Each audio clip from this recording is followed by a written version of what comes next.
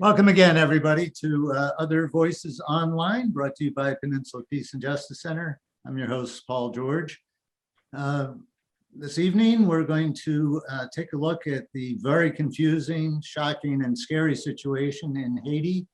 Haiti has been a long-time issue on the Peace and Justice Center's agenda, and I'm really pleased to have as my guests tonight two people that I've been working with for many, many years on this issue, both activists with the Haiti Action Committee.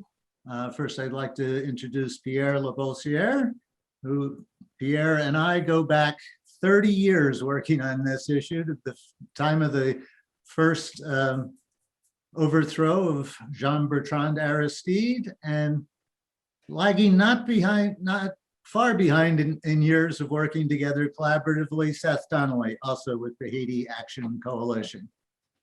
Seth and PIERRE, welcome to Other Voices. And how are you both? Thank you very much, Paul. I'm doing great. Thank you. Always a pleasure to be with you.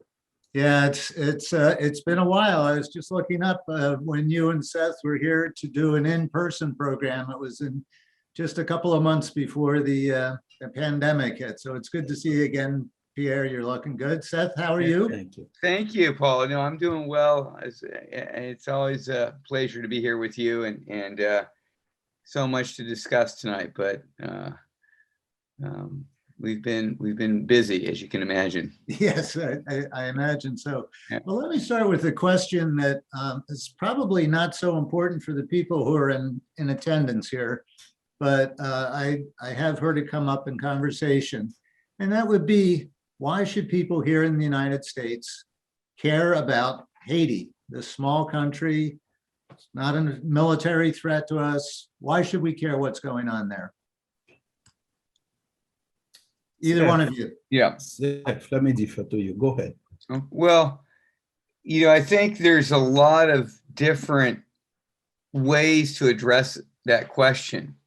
One is that Haiti was the first country in the world to really overthrow slavery.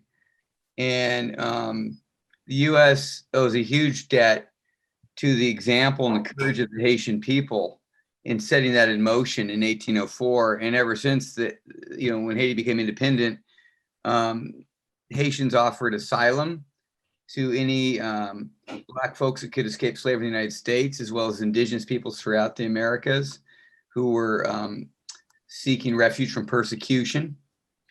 So and ever since, Haitians have been demonstrating solidarity with people in the US, as well as throughout the Americas, like supporting Simon Bolivar's efforts to liberate Venezuela is just one famous example. So that's one angle on it. Another angle is that the US has been so heavily involved in trying to crush Haitian freedom since that early revolution. And then we're a week from today, actually exactly a week today, on July 28th is the 100th anniversary of the US Marine invasion of Haiti, the occupation. And that's when the US occupied Haiti for 18 years and built up. We are going to get into some of this history Yeah. a little bit, but just as way of introduction. Sure. Well, so just to make a long story short, there is that the U.S. has been heavily involved in making life very, very difficult and hellish for the Haitian people. And so that's our tax dollars at work there. That's right. PIERRE, do you want to add to that? Add to that also, looking at it from the labor perspective as well. Haiti is used by the US, by US corporations to threaten the wages of unions here in the US. For example, I remember they always threatened to move the businesses back to Haiti, particularly in the 80s and the 90s. That's what they used to say, because the wages are so low, not because the Haitian workers want it. As a matter of fact, the Haitian workers are always fighting against that. But the wages in real dollars, it comes to about less than $3 a day or thereabouts with the fluctuation of the dollar. And so for a 10-hour workday, you end up being able to amass tremendous profits on the back of the workers. And they use that as a threat when many unions demand increases in wages and better working conditions. They say, well, we can always move to Haiti or another country, but Haiti particularly has been used a lot in that respect. And is Haiti still being used a lot for offshore manufacturing, especially textiles? I know Major League Baseballs are made there. Yeah. Yes, no, definitely. That still takes place quite a bit. And lately, what you have seen is that because of the mass mobilizations of the people, but still the factories are running, and and they keep things running. And as a matter of fact, that's one of the reasons why they want to keep the situation as it is, keeping the status quo. That means to repress the grassroots movement, to repress the people's movement, to improve their living conditions. You know, just a side note on that, Paul, about, Sure. I teach at Los Altos High School been there for 20 years, and we have a sister school, so we go back and forth to Haiti. And when we're communicating to the broader student body, exactly the question that you raised comes up. We noticed that the school's uniforms, I mean, we don't have uniforms, but like the associate student body, the t-shirts and the sweatshirts and the gym, it said made in Haiti. Is that right? Yeah. At Los Altos High School. Mm-hmm. And so we showed the video, Mickey Mouse Goes to Haiti, about the conditions in those factories, which is still really relevant. In fact, when Obama was president under Clinton and Secretary of State Clinton, they pushed through with the predecessor to Moise, Martelly, they pushed through this free trade industrial park where peasants were being displaced for Coca-Cola and like a sweatshop assembly zone. So that's all really current. Yeah. Let's go back to what you started to touch on, Seth, because there is a long history here between the United States and Haiti.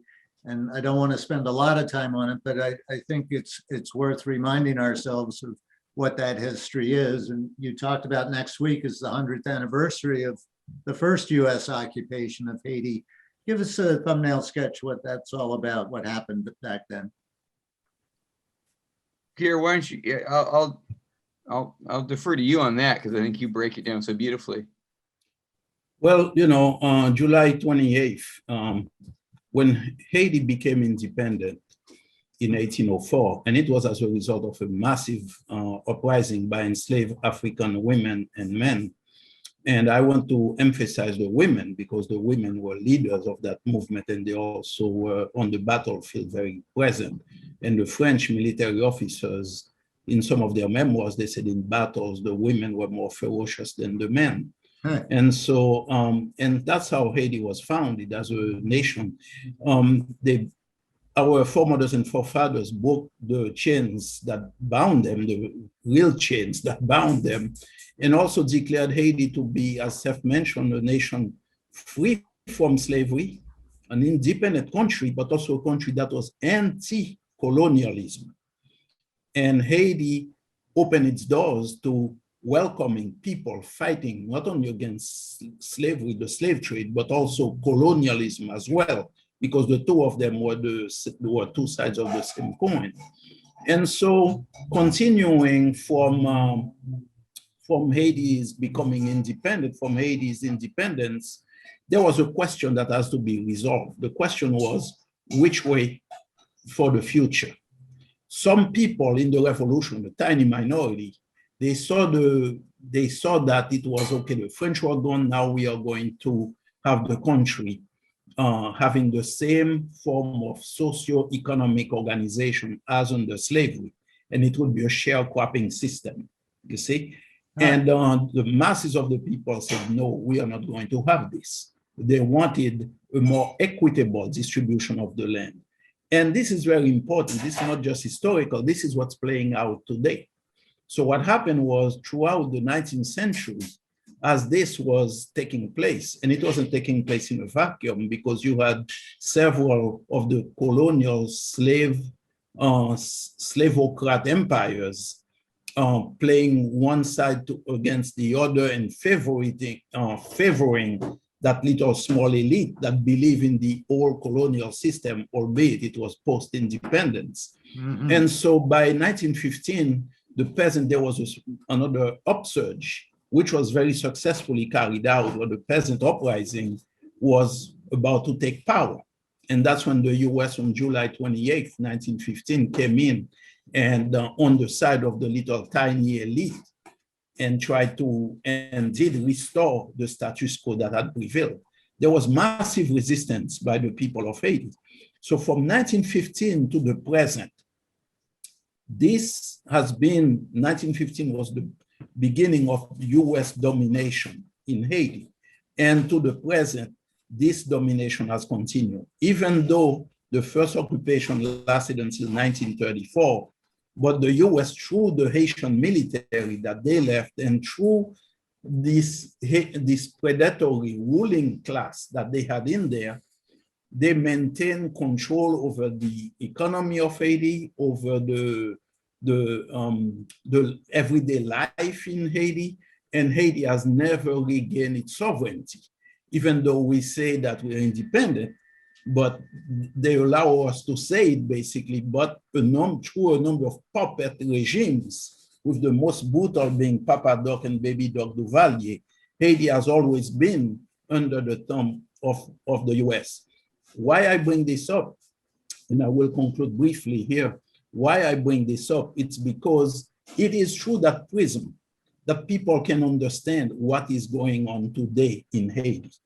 And as the masses are organizing against this little elite that has been always in control with the support of the US, and people have been organizing, and what you are seeing is the same terror that took place in 1915 by the US Marines, massacring, machine gunning the peasant population, using airplanes to drop bombs, killing close to over 20,000 Haitians during that occupation who were resisting the expropriation of their land. This is what you are seeing today, continuing to the present. And even though it appears to us that it's a struggle among the various elites within Haiti, they are doing so with the full backing of the United States, kind of picking sides. Is that correct? That's correct. And what we saw recently, and Seth may want to jump in there, with the Jovenel Moïse, even within the elite, there are people who don't like each other. But it's not a matter of changing the system. It's a matter of, I don't like this individual. I want to push him or her out of the way so I can take over their spot in the hierarchy. And so it's not about changing the system, whereas the mass movement is about changing the system that is oppressing people and keeping people in misery. And there was a breakthrough briefly for a brief breakthrough for the mass movement when the movement was able to topple the Duvalier, Baby Doc Duvalier, the dictatorship, in 1986, and then in 1990 get President Aristide elected, who was a priest of the poor. And at that time, the movement was known as lavalas, like a flood. Each person's a drop of water. And right away, the U.S. organized a coup. That's when Pierre co-founded the Haiti Action Committee in aftermath of that coup. And then when Aristide was able to return to Haiti due to international solidarity and was reelected, there was real gains happening from 2000 to 2004. Schools were being built. The people were largely in power. There were cooperatives being formed. Healthcare was being expanded. The army was dismantled. Women's rights were being advanced. And then under Bush, the second coup happened. And ever since, Haiti's been under an occupation government installed by the US and the UN.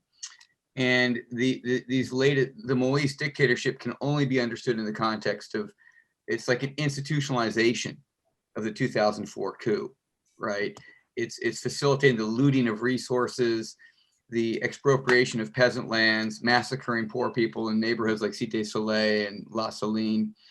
And whether Moïse is in power or not, it's his regime, the PHTK, that's the name of the party. That's the regime that's still in power. And that's what the US has weaponized financed, and supported under both Trump and Biden to the hilt.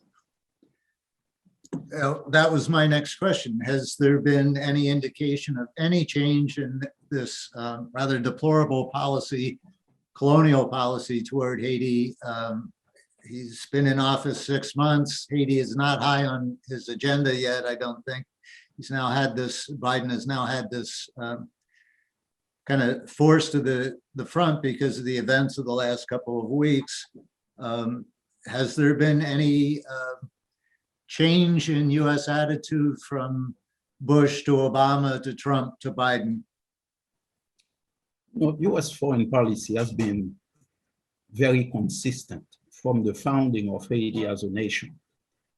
Haiti was regarded because the US economy was based on slavery, and you have slavocrats in power, people like Thomas Jefferson and others who were slaves, who had plantations and exploited people. That's how they got rich, even though they were writing beautiful treatises on freedom and liberty and all of that, but it wasn't met for the African women and men who they were, and children who they were exploiting, from whom they were extracting those kinds of outlandish wealth. And so Haiti was a bad example. Haiti defined the Africans in Haiti, and I have to specify, those after it became independent, until after the land was freed. So they were Africans from different parts of Africa who came together into a pan-African revolution, pan-Africanist themselves into a nation, calling, taking the name of Haiti. It's very important that we understand this. So in that process, Haiti defeated the troops of Napoleon, the troops of Britain and Spain in the struggle for independence. Those victories showed very clearly that the racist principle of African inferiority that they were pushing was a complete myth and had no standing in reality. And so this example of the have-nots overturning the system, taking possession, had to be eliminated. So Haiti survived throughout those times, and this is what incurred the wrath of the US in dealing with Haiti. So first, for the first 60 years, the US refused to recognize Haitian independence. The only time US foreign policy was changed in regards to Haiti was when, during the Civil War, as the progressive movement in the US was gaining grounds and making changes, and Black folks, enslaved Africans, joined, were allowed to be part of the Union Army. And because they had pushed and demanded and fought for their freedom, this push from below forced a change in US foreign policy, and the US recognized Haiti as an independent nation. But this was the only time. After that, we fell right back into a relationship with Haiti that was purely racist, that sought to maintain a system of exploitation, that supported the French, so that even though we were an independent nation, we were still, our foremothers and forefathers were still working in the fields, really to pay what they call the indemnity or the debt. I put that in quote, to France. What was it? The French demanded that the former enslaved Africans pay the slave owners, and I put slave owners in quotes, for the loss of their property, which was themselves. So it wasn't the Haitian elite which paid that 90 million gold francs, which amounted to about $21 billion, over $21 billion in 2003, the equivalent of that money in 2003. It was the mass of the people, the peasantry, who were overtaxed and had to pay that money. So the economic relationship remained as it was under slavery. So I'll stop right there. But that was the only time that there has been a positive change. And Pierre, during that time, wasn't Go ahead, Seth. Okay. During that time, wasn't Frederick Douglass, oops, there we go. Wasn't Frederick Douglass the U.S. ambassador to Haiti during that brief period? Yeah, there was no, not at this time. He became the ambassador. I believe it was in the 1880s that he became ambassador to Haiti. And right away, he identified, because he fought for his freedom. He fought to be free. And everybody knows Frederick Douglass, how he advocated for the abolition of slavery and how very strong he was in during the Civil War in the US. And so Frederick Douglass quickly identified with the struggle in Haiti, and people in Haiti embraced him as well. In addition to Douglass, there were many others like Martin Delany. So there was a lot of communication and contact, not only, and John Brown is someone too, who was enamored with the Haitian Revolution and actually encouraged his colleagues to read about it. And Haiti responded in kind to John Brown, so that when John Brown was executed, today you can go to Haiti and you'll see there is a boulevard named after John Brown, John Brown Avenue. And I stood on the corner of John Brown Avenue and Martin Luther King. And so when John Brown was executed, Haiti declared day of national mourning, and there was a mass celebrated in his honor. And from what I've read, Haiti also took up a collection for John Brown's family. That's solidarity. That is solidarity, yes.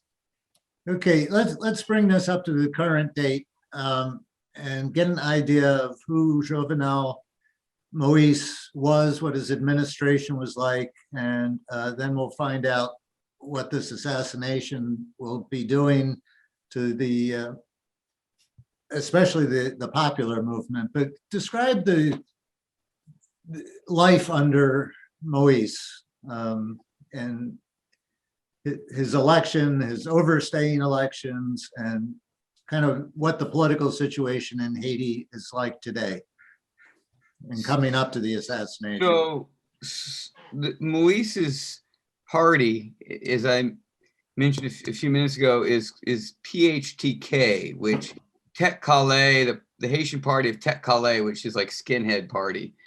And it's a very right-wing party that in the context of Haiti being under occupation and following the coup d'etat in 2004, and a series of basically, U.S. installed leaders, there was in these sham elections in 2010 that the U.S. largely financed. And the election was demonstrably fraudulent. Like, it's not like we're used to hearing Trump talk about fraud, and this election was clearly fraudulent based on mass voter suppression. There's a lot of people can go to our website, HaitiSolidarity.net. We've posted a lot of research on that election. Hillary Clinton was Secretary of State, and she intervened. She was en route to Egypt during the Arab Spring, and she rerouted her to Haiti to maneuver Martelly from the PHTK party into power.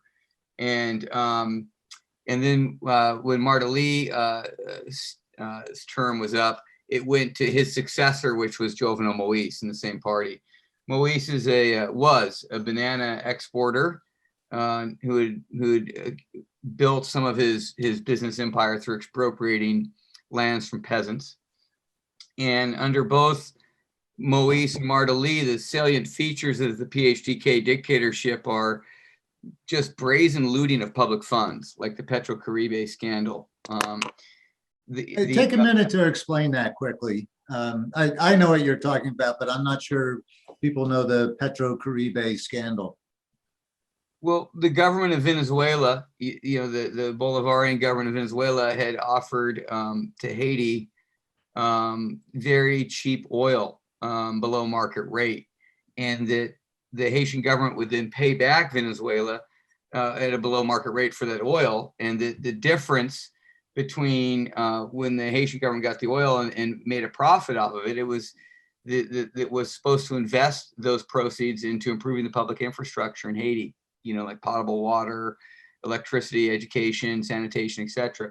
Of course, the PHTK regime did not do that. It pocketed the profits. And on top of that, it looted billions of dollars. I think the estimate is about 4 billion. And there's considerable evidence, not only implicating the Martelly regime, but Jovenel Moïse personally when he in that. So there was huge protests around 2018 as that scandal broke more and more. Another, and then I want to pass it to Pierre, but another feature of life under Jovenel Moïse and under Martelly, but it got even worse under Jovenel Moïse, is that this regime, as it expropriated land and plundered resources, Haiti's very natural resource rich. It's got oil, it's got bauxite, it's got gold, is to basically open up the country even more for foreign investment and corporations. But to repress the population, to massacre people. And so there's been a whole series of massacres. The most notorious one is in the neighborhood in Port-au-Prince called La Saline, which is, these are very poor neighborhoods that are often bases of the lava loss resistance movement. And the government has worked with paramilitaries, like in Colombia, that go into these neighborhoods with the Haitian police and terrorize the population. This has all been underwritten by US tax dollars because the US government has financed the Haitian police under Trump and even more under Biden. And it's also trained them in full knowledge that these police are implicated, just like the Salvadoran police were implicated in the 80s in working with the death squads. These police are completely integrated with the death squad structure. So these are, life has become unbearable with the massacres, with the looting, and with deteriorating poverty. I mean, it's so, for my friends in Haiti, they're saying this is the worst they've seen it, in their lifetime.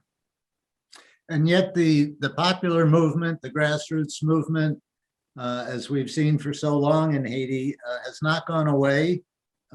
They have constantly have to reinvent themselves. What was the reaction and the strategy of this grassroots movement, democratic movement, Pierre, in response to all these abominations of the Moïse regime? And So what were they looking to do? Yes, it's been one thing I wanted to add about PHTK party.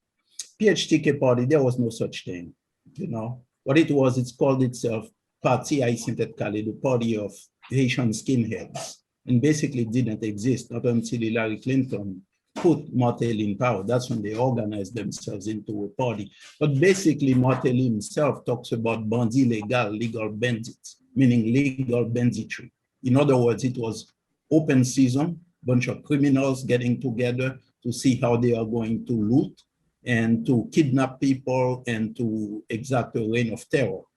Martelly himself had declared that, and I'll come to your question, Paul, that he was at the age of 15 or 16, that he had been a Tonton Macoute. He had joined, at least in several reports, in media reports, that he had joined the Tonton Macoutes at such an early age. Also during the first coup, if you remember, he was a member of FRAP, the notorious death squad that was killing people in Haiti. So I'm saying all of this to say that it's a continuous story. And there is one of the human rights attorneys in Haiti who said that Jovenel Moïse was also a member of FRAP. So what we have seen is that from the Tonton Macoute, the brutal Haitian military, and the Tonton Macoutes, nowadays the name has changed, but the methods, the terror remains the same, which is to prevent the people of Haiti organized to defend their rights to stand up. So what people have been doing, people have been organizing. The organizing has never stopped. It has continued. You have women's organizations, you have peasant organizations, you have unions, students are in the streets. When the money for schools, the teachers aren't being paid, or some teachers for over 18 months haven't been paid, others for much longer. The schools have no resources, whereas the Haitian people outside of Haiti, the Haitian diaspora, sends money to Haiti. Money is taken off from what they send, supposedly as a special tax, to pay teachers and to build schools, but none of that money finds its way. And so you have students, young kids. We are talking We are talking children, 10 years old and up, middle school, junior high, high school, university, take to the streets. And the Haitian police and the death squads beat them up, fire on them, fire tear gas inside the school. A number of students have been killed that way. And one university student, Gregory Saint-Hilaire, right after he had made a presentation on TV about what the students are going through, he was gunned down inside the university. And according to various reports, he was particularly targeted by the specialized unit of the Haitian police called USGPN, which is the Presidential Guard.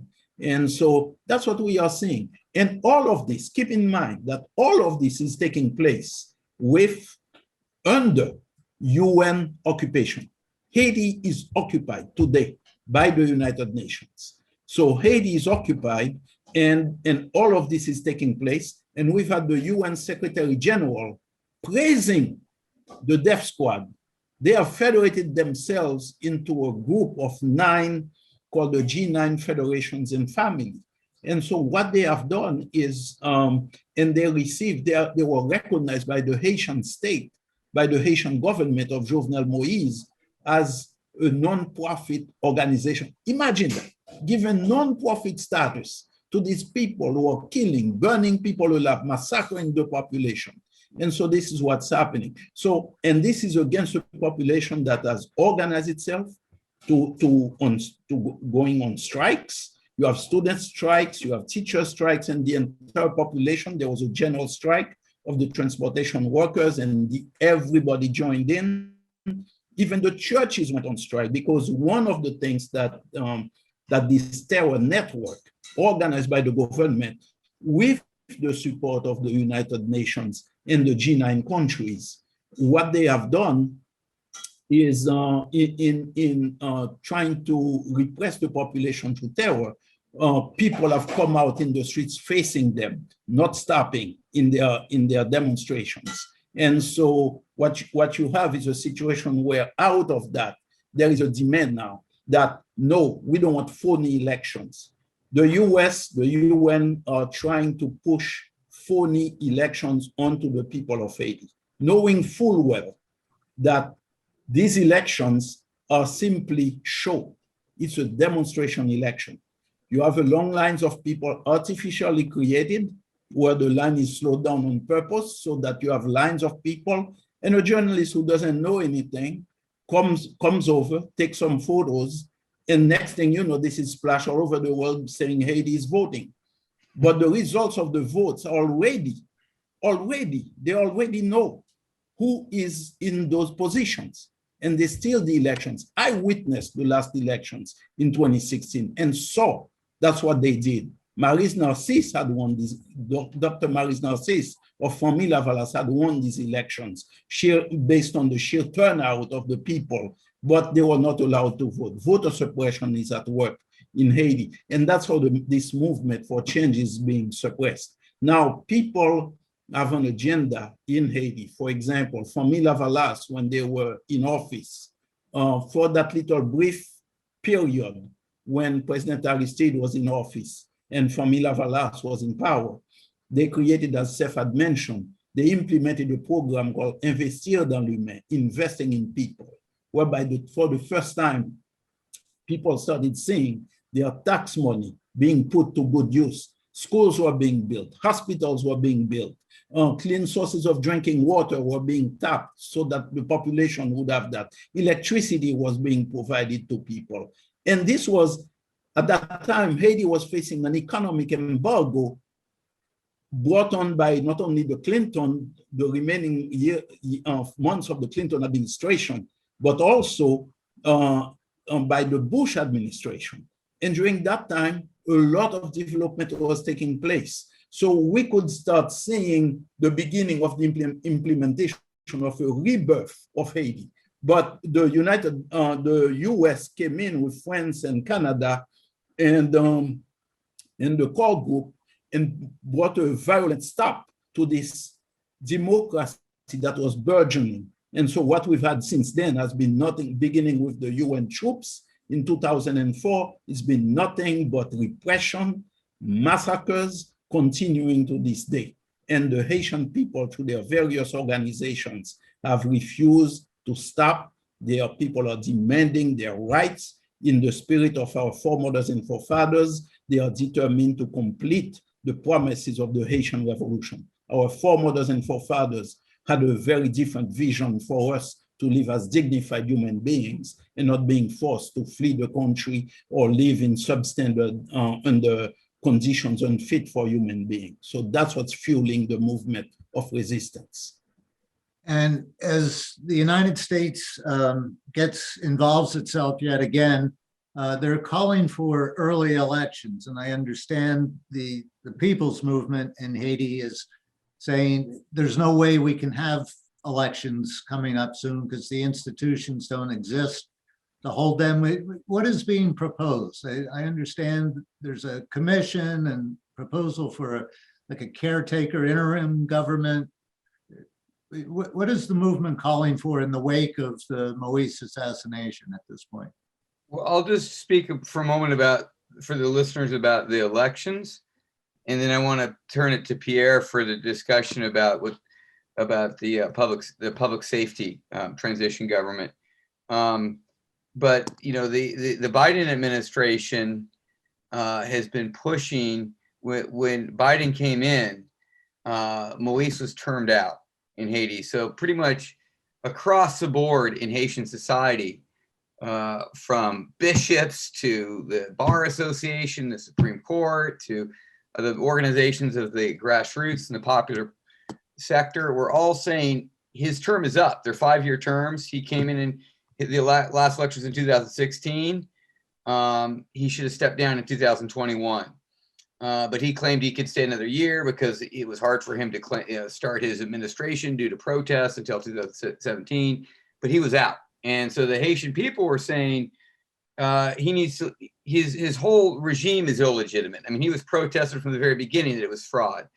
But everybody was saying he's termed out except for the US State Department and Anthony Blinken, who were saying, and Biden, who were saying, we'll recognize you for 1 more year till February 2022. And so in that context, the US continued to support the Moise administration regime to organize the next round of elections, even though Moise had already stacked the Provisional Electoral Council in Haiti with his own people in violation of the Haitian Constitution. And even though he didn't even get the support of the Haitian Supreme Court, he went on and arrested part of the Haitian Supreme Court. But he was going to organize these demonstration elections and even try to augment his power through a constitutional referendum that the Biden administration was initially supporting. There was pushback in Congress by some progressives like Maxine Waters, Ro Khanna. Haven't they just formed a new Haiti caucus in Congress? You know, I don't know how new it is. I know there's been there was a letter that got sent last April that went to the Biden administration protesting his policies, and it had 68 people in the House that signed it, including Anna Eshoo, our rep on the Peninsula. Good. So there is pushback, but the Biden administration is continuing, even though Moise is now murdered, they're continuing to support the PHTK regime to organize elections. And it's clear that you can't have any kind of fair and free elections under this government. So that's where the demand for the transition comes in. And so I'll pass it to you, Pierre, about public safety. Yes. You know, also, you have a situation where this campaign of terror that I mentioned, can you imagine right there in downtown Port-au-Prince, between 16 to 17,000, some claim more, people have had to flee their neighborhoods because of the so-called gangs. And let me correct something. The media is full of gangs. But that's not the way it is. The term gang is being used to confuse people outside of Haiti and try to confuse people inside Haiti, but Haitians are hip to it, so they know. They know that these are government organized, financed, and trained gangs supported by the Haitian police. Basically, they don't want to use the name Tonton Macoutes anymore because it's such a bad name. They don't want to use the name Frappe anymore because this has been exposed. Or other names like the ninjas that they used to use, which Martelly was a part of. But they want to use, they come up with a new way of putting it And by saying that it's gangs, people assume that these are people who are at odds with the government. And that, well, people, when you say gang, they realize, well, it's people who are at odds with our government, they can't help it, they can't do anything. But that's not true. These are actually paramilitary death squads, organized, financed, and trained and equipped by the Haitian government. They work together with the police. Many of the survivors, many of the victims have mentioned how police vehicles, armored vehicles, are bringing these guys in them, these so-called gang members, and they open fire on them. I've listened to survivors, and I've met people when I went to Haiti 2 years ago who have explained to me how they have seen a police armored vehicle show up, and they were hoping that they say, finally, help is coming. But then that police vehicle is shooting at people who the so-called gangs are killing, you see? So this is what's going on. So in a place like that, where you have La Saline, Cité Soleil, Pont Rouge, you have Tokyo, you have Bel Air, you have all of these communities that are so full of people, hundreds of thousands of people are all under siege. You have over 16,000 people unable to go to their homes because their homes have been burned by the so-called gangs, by those organized death squads. How are you going to be organized? And this is not just in Port-au-Prince. This is taking place in various other cities in Haiti and the countryside. So clearly, these are elections similar to what Papa Doc used to organize, Papa Doc and Baby Doc, when the Tonton Marcots were around. In other words, you just show up, but you know, you wouldn't dare cast a vote for something that and also you don't have the option. So it's a way to legitimize this kind of crookedness, these atrocities, and provide a cover so that when that government, that puppet government is in power and signs off the resources of Haiti, it's a cover of, under cover of legitimacy. And people can say, well, he's the elected president. Elected by whom? Who put that person, that monster in office? So that's what we are saying. So what is this transition, safety government, security government? How is that envisioned? Yes, in 20, oh, go ahead, Seth, I'm sorry. No. Go ahead. I was just leaning forward. Yeah. Okay. Yeah. In November 2018, Famila Valas, the party of President Aristide, published a statement called Crisis and Resolution, because it was very clear that the country was just being destroyed systematically. And they advocated in that proposal, it was an appeal to the population, that we need to come together and look at the present situation with the institutions having been systematically destroyed, and where we are now with the population, the socioeconomic conditions having been so awful that we need to rethink the state. We need to have a transition. We need to force for Jovenel Moïse to resign. Now we are talking 3 years ago plus, for him to resign, and for there to be a government of public safety, which will consist of credible, competent, capable Haitian individual, honest, to really look at these institutions, put them back together again to respond to the urgent needs of the population in matters of schooling, healthcare, provide them clean sources of drinking water, pick up the trash for starters, and do these things, and then reorganize the society so that we can rebuild these institutions, and then over a period of 36 months, organize elections that will be honest and credible elections. This had happened before in 1990, and this is how we had the first credible election in Haiti in 1990, which resulted in President Aristide freely being elected by the majority population. Since then, we've had the election of 1995, and we also had the elections of 2000. Now, I'm leaving aside the referendum for the Constitution in 1987, which was also free, fair, and the people voted. Now, this probably angered the US, France, and Canada, and so they didn't want any more of this democratic process to continue. So what you had is in 2004, you had this bloody coup d'etat kidnapping of President Aristide, and not just President Aristide, but several members of several elected officials, close to 8,000 elected officials who were systematically hounded out of office, killed, put in jail, or what have you. And so since then, we've had nothing but a brutal reestablishment, restoration of Duvalier's dictatorship to maintain Haiti in the state that it has always been. And that's what's going on. So there is a video called, we call it Sally P. Blake. I don't know if you have it. It's a 2-minute video. I do. Would this be a good time to play that? Yes, please, please. Okay. It explains it well. If you, our audience will pardon me for a second, I'm going to bring up this video to share with you. Famille Labilat's political organization fully supports the people of Haiti who say the system is totally broken. Our people are calling for an executive and a government that guarantees public safety. Why public safety? It is clear that all three branches of government have collapsed. The order of the day is corruption, organized crime, impunity, theft, plunder, social exclusion, miserable living conditions, and desperation. The executive, legislative, and judiciary have come together as one to crush the Haitian people. People have absolutely no trust in this government. Famille Labilat published a document titled Crisis and Solution on November 15, 2018. We stated that after the resignation of Juvenal Moise, the indicted president, who was imposed after the 2016 electoral coup d'etat, there will have to be a new executive and a government of public safety to make the transition.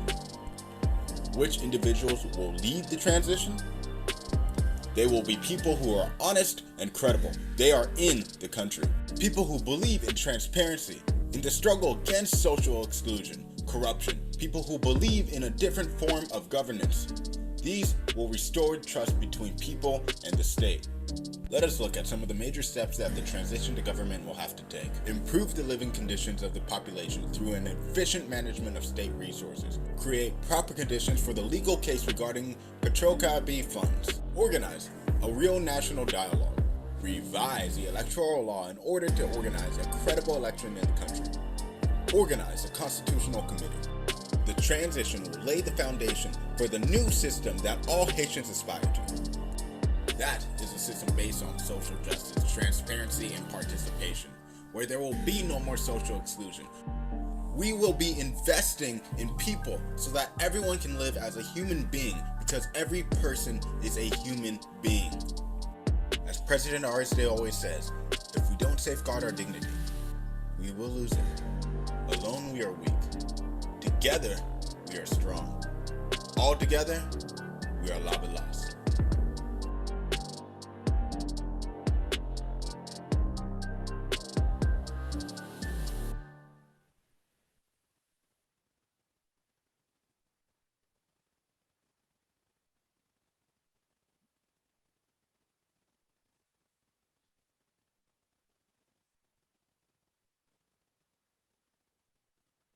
Wow, look at this. Okay. 94% of people Oh, believe wait. company culture is important to an organization. Why is that still playing? Frankly, I have no idea what the other 6% are thinking. YouTube. Got that, folks. Yeah. That was an Paul, excellent video. Sorry to step on the end of it like that. I wanted to give, can you hear me okay, Paul? Yes. Okay, I wanted to give a public shout out to somebody that your viewers know, Kiyoshi Taylor. He's an incredibly powerful young activist in the Black Lives Matter movement on the Peninsula. He's done great work with the Haiti Action Committee. And that was he put that together with Pierre's translation and effort. So special thanks to Kiyoshi for that. All right. Well, congratulations to him. Let me, rather than turning back to you, I'm getting way beyond my usual time outlines here. So let's see if we have any of our audience members who have any questions or comments they want to make. Folks, if you want to come on, what you do is raise your hand. There's a little button at the bottom. Probably you're all familiar with this at this point, to raise your hand. And our director, David, who is working tirelessly behind the scenes here, will bring you on as a panelist. So when you come on as a panelist, if you have a question, then you will need to restart your own video and audio. We can't do that from this side because of security issues. As I've been saying on these programs, only the National Security Agency can turn on your laptop computer. So I see we have one hand up, and I will assume David is getting Patricia Evans on board here. And while we're waiting for this, there is a little bit of a lag here. Seth, tell us quickly about what your the Haiti Solidarity Group at Los Altos High School. You've taken several large student trips down there. You have a sister school that your students have been helping to build in Haiti. Take a minute to tell us about that and the interest at Los Altos High in Haiti. Sure. Well, the organization on our campus is called Students for Haiti Solidarity.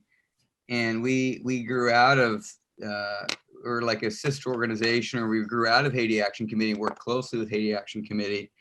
And we do support grassroots schools and institutions. And we've had 12 different trips to Haiti since 2010, since the horrible earthquake. Unfortunately, we weren't able to go the last, during the pandemic, and given it's hard to take students right now into Haiti, given all the conditions we just described. But it's been they've done great work, not just on the ground in Haiti, but year-long political work. Our students have met directly with Representative Eshoo. They've done organized protests. They've raised money for grassroots institutions, including the UNIFA, Sierra State University, that has an incredible teaching hospital project they're working on. And it's a very dynamic group. Seth, I just got to say, this is real education. I congratulate you on this. Yeah. Let's go to Patricia. And what's your question or comment, Patricia? And welcome. Oh, hello. I just put it in the chat here. I just wanted to know if you mentioned you were recording this, and I wanted to know if you could email the link to the recording out to all the participants afterwards. I missed the first few minutes, and I really would like to hear it again because I don't really know so much the history. And when I came in, you were talking about the history of Haiti, and I'd like to hear that part again. Well, that's a great question, because what we do is after each of these webinars, Other Voices Online, we do email the attendees with the link to the video. It'll be up on YouTube by probably tomorrow evening. We also include in that email additional links and stuff. So some of those links that just kind of flew by in that video, I will send those to you. And I will consult with Pierre and Seth about other links to share with the people who came tonight. We also email those to whoever registered and didn't make it tonight. But yes, we do follow up with a link to the video and additional resources. So thank you for allowing me to promote that. Okay, great. Thank you. Okay. Now, I don't see any other hands up at this point. So, oh, here's one just came up somewhere. I'll let David deal with that. That's why we're paying him the big bucks. We are not paying him at all. But let's take a few minutes. We are getting near the end of our allotted time. What is the best thing for activists here in the US to do in terms of Haiti at this critical time to help get over this transition to a security government and in due time, real fair and honest elections? What are the best few things we can be doing? Pierre, you want to? Pierre, are you there? Pierre looks frozen in my screen. Well, Why don't you take I that? can Seth? I can take that because Pierre and I are.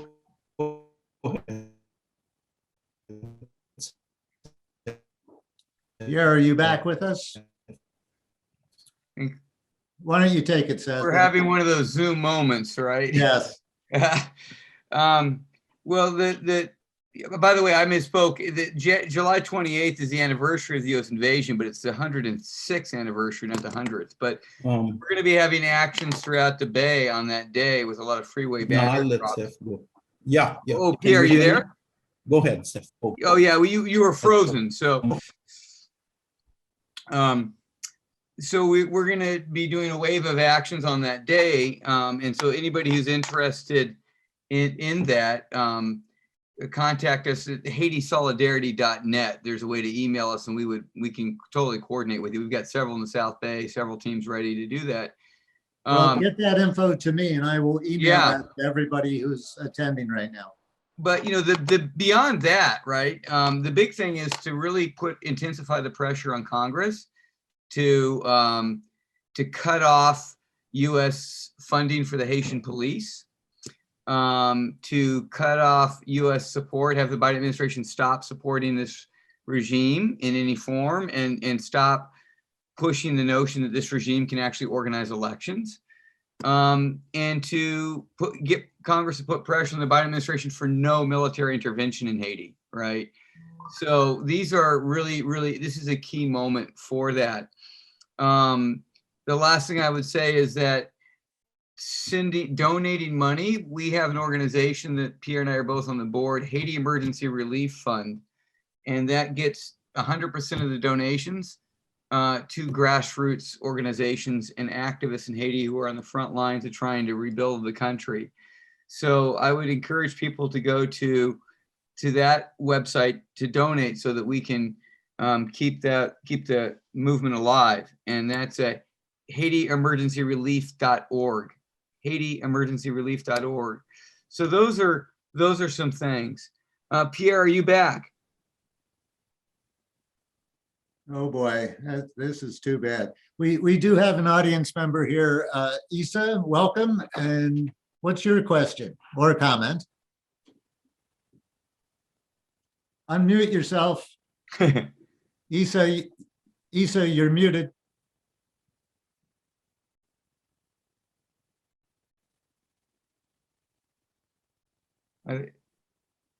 Yeah.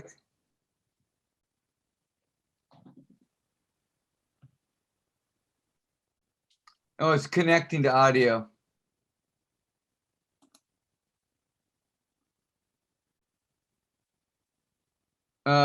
We can't hear you yet, Isa. Isa, unmute yourself. I'm sorry, but Okay, can you hear me now? yeah, yay. Okay. Yes. All right. I wanted to, maybe this will be a theme for another webinar, but to put this in the context of what is going on in Latin America, I heard a fantastic short 20-minute in Spanish presentation by a Colombian professor putting why these School of the America trained military personnel of Colombia went to Haiti. That's one thing that I question, my question. And the other one is to put it in the context of what is going on in Cuba, the brutal attack on Cuba now that when they are under pandemic, not to allow medical supplies to get into the country. We're going to have to let Cuba go for another webinar. You're right. Okay, because that one is related. They explained to me, but I'd like to hear more about it. It's related to what is going on in Haiti also. Yes, Okay. Thank you. So Seth, can you take that quickly? And thank you, Isa. Sure. No, I mean, those are really great questions. And, you know, the School of the Americas and the training that the U.S. has provided to the School of Americas used to train Haitian military, and then Aristide dismantled the military, but now you have U.S. training of the Haitian police. I'm not sure whether or not the School of the Americas is training Haitian police directly, but certainly, like say, the New York Police Department is training Haitian police. And there is that function of training as well as financing. Like the Biden administration has asked apparently in this fiscal year for $21 million more for the Haitian police, which is beyond what was going on under Trump, right? So, and I will say, even though Cuba will go another time, but the Cuban government has been so helpful to supporting the education of Haitian doctors, to having Cuban doctors on the ground in Haiti. So we in the Haiti Action Committee definitely connect those dots. We think that the war on Cuba is very much the flip side of the coin of the war on the Haitian people.